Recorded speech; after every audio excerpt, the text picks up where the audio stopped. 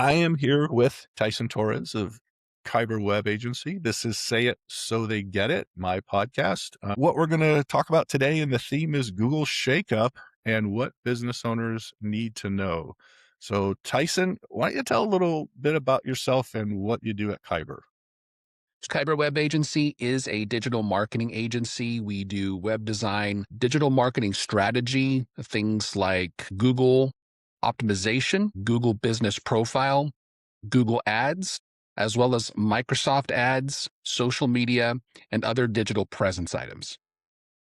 Awesome. So I've got to tell everybody this too, because you are in my BNI group and you're such a valued member. I remember our one-on-one that we did, and I'm going to tell people that even though I own a franchise in my home inspection business, your insight helped clean my Google page up so much. And the focus of being able to stay hyper focused on that has resulted in my local service ads continually improving and ranking super high. So first of all, thank you so much for that. And that's one of the things that I wanted to make sure we talk about here. So with that, how'd you get into the SEO web building business? So I was actually hired from a bunch of other jobs. A buddy of mine who had his own digital agency, I basically, trained there for almost a decade, and then I opened my own shop. Awesome. And you're strictly web-based now? You don't have a brick and mortar shop or anything? So I do what I sometimes, not always, but sometimes encourage clients to do, which is to have a virtual office, like a collaborative office. So I do have a bricks and mortar location, but it's really just for a digital presence. Does that Awesome. make sense? Yeah, so that does to me. Explain why that's important to somebody that's interested in that, like having a virtual office, and why it's so important. The number one piece of low hanging fruit for digital presence is the Google business profile. It used to be called Google My Business. But what that is a free page that Google offers any business. Sometimes your business will show up there whether you know it or not, but it's better to take control of it.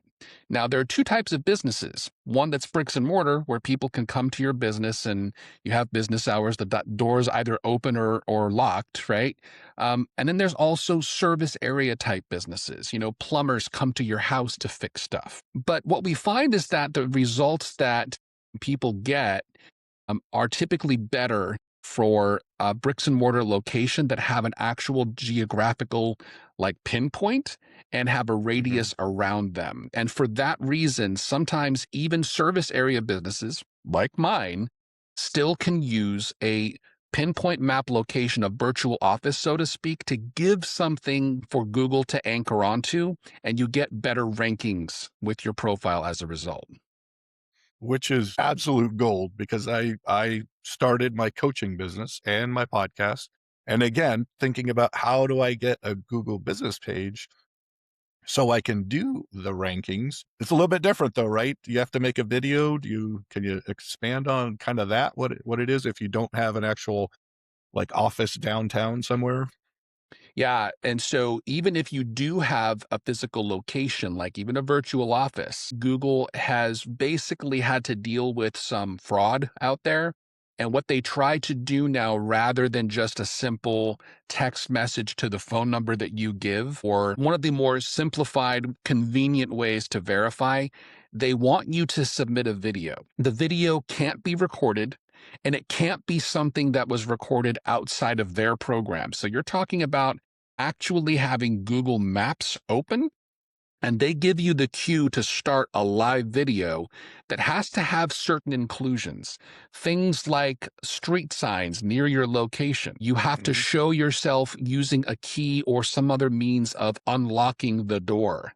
Once you get in, there has to be signage that shows that it's your business. And then the implements and tools of your business have to be visible, whether that's a CRM or a computer or paperwork or whatever. All those inclusions in the video usually gets you verified, but Google doesn't always tell you what you're missing if you fail the verification. So then you'll have to wait a few days and try again. Yeah. Awesome. Thanks a lot for that. It's huge. I'm telling you, like, even just trying to figure that out.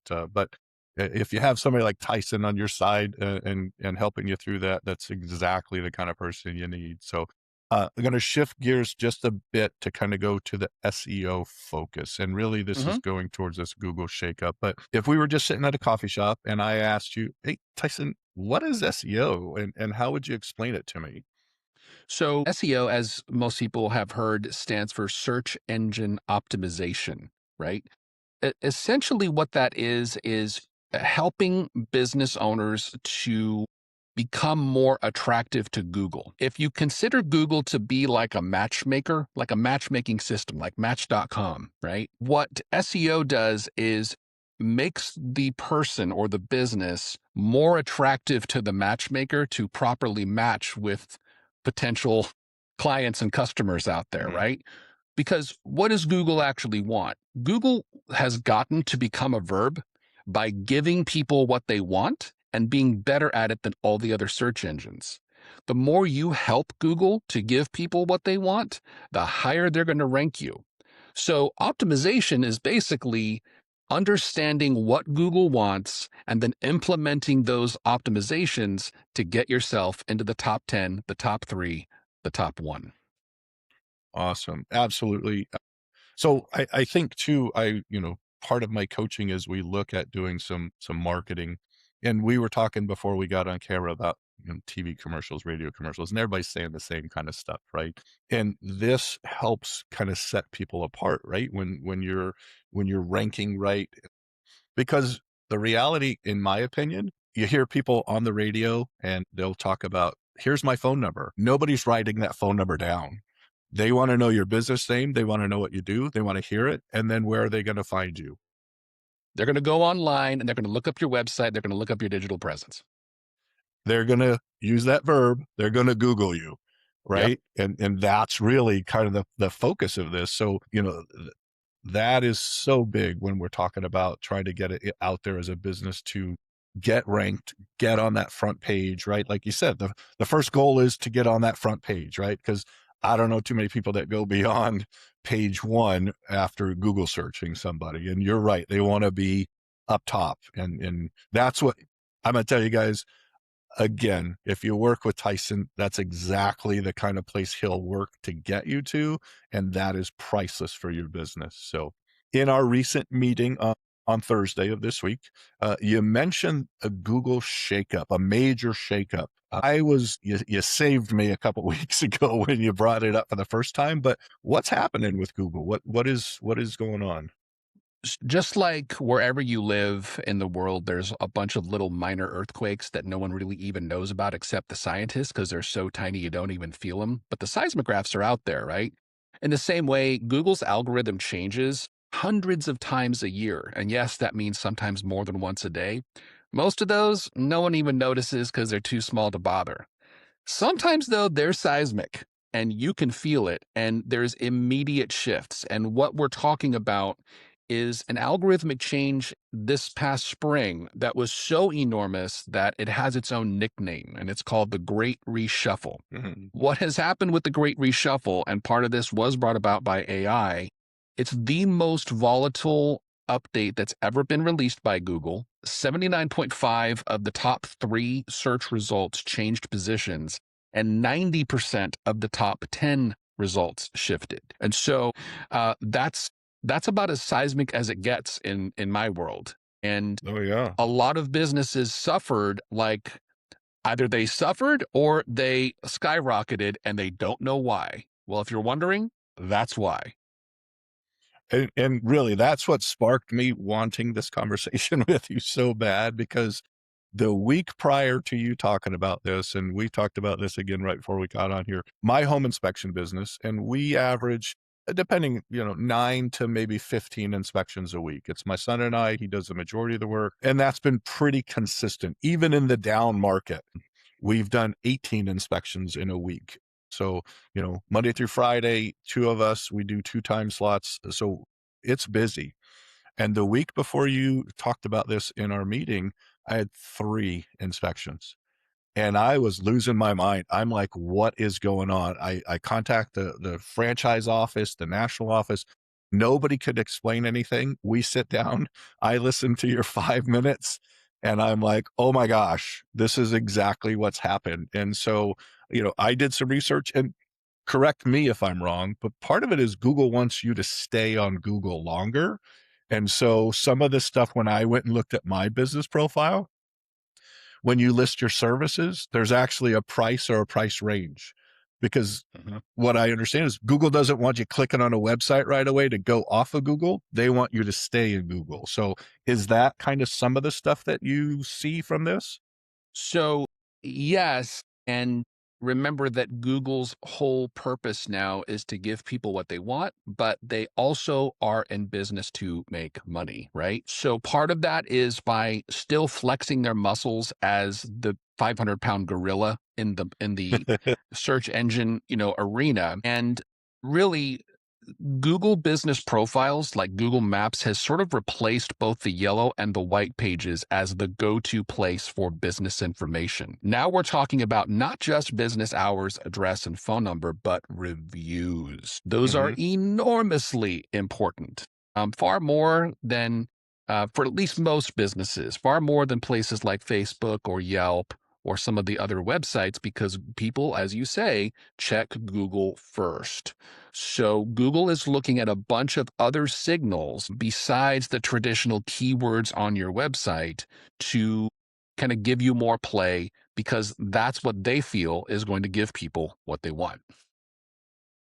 So, and you talk about this all the time to our group and being able to go on and give testimonials and reviews.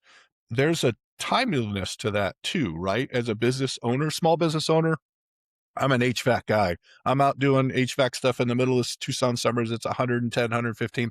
The last thing I want to do when I get back is answer a Google review. But what's key about timeliness? One of the things that Google is paying attention to with the profile is how engaged the business is with their profile. What you're talking about is engagement with regard to responding to reviews. If you get a 4 or 5 star review, that's a good review. You should respond to it with a nice, appreciative boilerplate response. If you get a dreaded 1 star review or a 2 or a 3, that's not really a good review. You have to kind of look at the way that you respond, but there's a whole protocol and a strategy for doing that. You can flag it first and then you respond. Once you respond, though, Google has sort of, you've told Google that the review is legit. And so it's not really able to be flagged for removal anymore.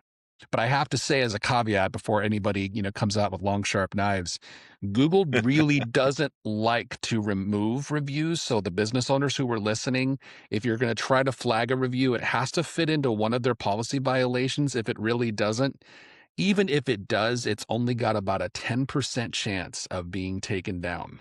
So just bear that in mind. You can go for the attempt, but the engagement from the business is what Google's looking for. Sort of good or bad, responding is very important, and the timeliness of that, usually within the same day. Even better if you're running LSAs, responding to an incoming lead within a few minutes. You can get a badge for doing that, and then Google will serve you up more often to the next client who is looking at Google Guaranteed. And so you said an acronym, and I want to make sure we take a second to kind of explain that. LSA. If again, I'm an HVAC guy, I'm trying to get more business online. I'm trying to keep my calendar full. What is LSA? Well, in my opinion, no paid avenue has as great an ROI as the LSA. LSA stands for local service ads. It's not available for every business out there, but usually service related businesses like electricians, plumbers, HVAC, carpet cleaners all can use local service ads. And what these are the ads that appear at the very top of the screen when someone searches, right? So above the paid ads, above the map, above the organic results, there's something called Google Guaranteed. Google Guaranteed is what's sort of showing those local service ads. And those have a very high rate of return because Google is basically giving that business a lead on a silver platter. And you pay a little more for those as a business owner, but you get more engagement from the folks who are clicking on those ads. Awesome. That great explanation. And I think again, having been with my franchise for 4 years now, and I see a lot of new guys come in, I meet them every year at conference. And when we meet at conference, a lot of the new guys are struggling to get their business started. And, one of the things that the company does is they talk about going out and, face to face meeting agents at open houses. But then inevitably it comes to, how am I going to spend some money? And people are like, oh, I'm going to do Facebook. I'm going to do a direct mail piece. I'm going to be in some and I'm going to tell you, focusing on that, especially after our first conversation, yours and mine, local service ads has been the way to do it. And this goes back to the beginning when we talked about setting up that business profile, because you have to have that to run the LSAs. And Yes, again, it keeps that demographic. And like I do Southern Arizona, I list zip codes, and again, I've got a radius, but I once again, I can't thank you enough for helping to kind of help me spend my money wisely, because my I don't want to be pleasure, wasting Sean. it. So, Right. okay. So if you owned a local business and had an hour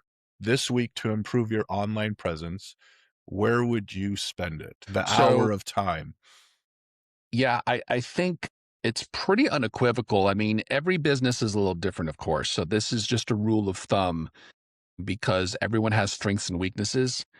But all things being equal, the Google business profile is the lowest hanging fruit because it's free and it's out there and it's probably the most visible thing. I mean, even an optimized website from one of my clients, and I do good SEO, but the Google business profile, because it's on the Google Maps platform, is going to get generally about 4 to 5 times more traffic and more visibility than even an optimized website will. That's why you should start there. Also, because owner engagement isn't just with regard to reviews, it's also for things that are called little Google updates. These don't have to be as long as blogs are. You don't have to write a 1,500-word article. It could be something very simple like a caption or a blurb accompanied by an image, something that shows an example of your business, before and after shots, maybe a little case study, something to think about seasonally. These are updates, even as little as one every week, can do wonders to let Google know that you're serious about engagement, and that will help more people to see that Google business profile. And of course, honestly, the number one thing you can do is go through your Rolodex of happy clients and ask them to leave you a review, right? Nothing's going Yeah. to help you more than getting more 5-star reviews. And so spending, a few minutes on each of those things is probably the lowest hanging fruit for the highest result. Awesome. And great advice. So here's what I would do. And I'm going to tell everybody out there listening. You have an hour, the first 30 minutes, I'm going to book a 30-minute consultation with Tyson, because he'll look at where you're at and kind of help. Tell me what you would do in that. So I book you 30 minutes. We did this on our first one-to-one, and you looked at my page. So if somebody books a 30-minute, and then they can spend the rest of the 30 minutes working on what you tell them, or they can hire you to do some stuff. But what do you look at in that 30 minutes? What do you cover? Well, that's a little bit of what kind of sets Kyber apart is the trust factor, right? I hate to say this, but I think digital marketers sometimes have the reputation of used car salesmen and ambulance chasers. So, we need to establish trust. And what I try to do is ask a bunch of questions so that I'm not working solely off of the rule of thumb that I've just mentioned, but I'm actually finding out, okay, what are the strengths and weaknesses of your specific business, right? And as you mentioned, I'll look at, the current website, if there is one. I'll look at the current business profile. I'll find out in what language, what code the current website was built. Is it something that's accessible or is it pretty proprietary? Are there other considerations like e-commerce or, other things like that? So once we kind of come to understand the relationship with, okay, you're selling widgets. Well, who else is selling widgets? And what's the competition? Are there widget sellers that have 20 years of business ahead of you? Google is going to view them as superior to you. So you have to do some guerrilla warfare to catch up. And that's kind of where I come in to try to help bridge that gap and make it a little bit more of a fair fight. So just understanding by asking questions and then listening to the answers helps me to gauge, okay, here's where this business needs the most help and go from there.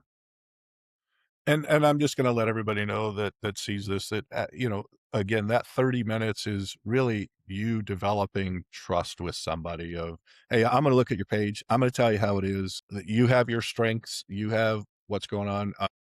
But I think one of the big takeaways I took from that is I actually went to a buddy of mine's Google page, and I sent you a I still trying to work on him to get this going, but small business owner, just getting started, not a lot of business background. And when I sent you his Google profile, I think you said, "Does he even know he has this?" Because I think one of them was like a parking lot shot of the gravel. And again, Right. it's out there. And if people look it up, so, that 30 minutes with somebody that you can spend with them will help them to even clean that up it has to be a big change, right? Yeah, and in certain situations, we talked about the fact that the profile might exist whether you curate it or not, right? Mhm. So it's important to know whether you someone has already made a profile for your business without your knowledge, because Google's one of the last true democracies out there. Everything is consumer editable. And so that's something that Google allows, and you have to try to look to see, make sure there's no mistakes, there's no problems, and that competitors haven't messed with your stuff, right? But Mm. once you take control of the business and it'll say, do you own this business? You can get in there, like you said, with the verification. And now Google treats things as a little bit different. Now you have a little bit more direct control and you can go from there. And a lot of the stuff that I tell business owners, I'll tell them how to avoid hiring me. All you have to do is this, and this. Oh, you're not comfortable doing that? You don't feel like you wanna just run your business instead? Okay, now you can hire me, and I'll, I'll do it for you. Right? Yeah, and again, part of the reason I got into coaching was we get into business for what? For more freedom, for more time with the family. But I'm gonna tell you, just like every small business owner out there, it can consume you, and you get so focused if you're a tradesman, if like a home inspector, an HVAC guy, whatever it is, you're scrambling to put more appointments on your books, and then next thing you know, you don't have time for your kids. You don't take time to get away because nobody can run the business the way you do. And I think a smart move is to get counsel, if I can use that word, with somebody like you, Tyson, that can help them really look at this. And then really, I mean, I have found in my experience, especially in the last 2 years of becoming way more successful than I ever thought I would in home inspection, it's cheaper for me to pay somebody than to try to figure out or do it myself or do it poorly compared to, you know, paying somebody to do it. I have a call center now. I don't answer my business phone because I don't want to be interrupted when I'm in inspections. I don't want to be interrupted when I'm at home. So I use that. But, hiring somebody like you, I mean, that time wise, I mean, I'm sure you could elaborate a little bit on how much time people would actually spend, even with AI out there, trying to wiggle their way through figuring this stuff out. And Yeah, I mean, I think there are always gonna be savvy business people. A lot of my clients are very capable. They're smart people. They can do it, but they don't have the time or the inclination to bother, right? Because 'Cause they've got a business to run. The other side of it is even using tools like AI. AI is great. It can do a lot of grunt work and some heavy lifting for you, but it can't do the strategy. It like, it can't think for you. And sometimes with regard to competitive analysis and setting up and curating campaigns and things like that, AI is still not there and probably won't be for a while. We've talked a little bit about jobs disappearing or being created by AI. There's probably a little bit of truth to all sides of that. But I think over reliance on AI or thinking that AI can somehow make you into like a digital Superman is a little bit overblown at this stage of our careers. Yeah. Well, and I don't know. I'm on Chat GPT a lot, and what I find is there's a lot of times with Chat GPT, it floods you with so much information with one prompt. Like I have to get to a point where I tell it one step at a time. Don't go to the next step until I tell you I'm good. Otherwise, you end up with scrolling through the response because it's got so much to give you. Like, yeah, I spend so much time just filtering that I finally learned now, one step at a time. Don't get me to the next bullet until I've done that part of it. And Yeah, in digital parlance, Sean, that's called TLDR. Too long, didn't read. that's all. I'm gonna get a shirt made. I'll start wearing a T-shirt now that says that. Yeah. So appreciate it. So my last question for you, and then we're gonna get to how people can get in touch with you. But 5 years from now, what do you think business owners wish they had started doing today? Um, So, in the same way that ghostwriting keywords in the same color as your website background used to work 25 years ago and, doesn't work anymore, the conventional ways of doing SEO through things like, solely blogs and solely backlinks. Yeah, those things are still going to help, but there's so much more that will have to set you apart. Google has changed its algorithm for the better. And the more that AI proliferates, the more that that's going to be true.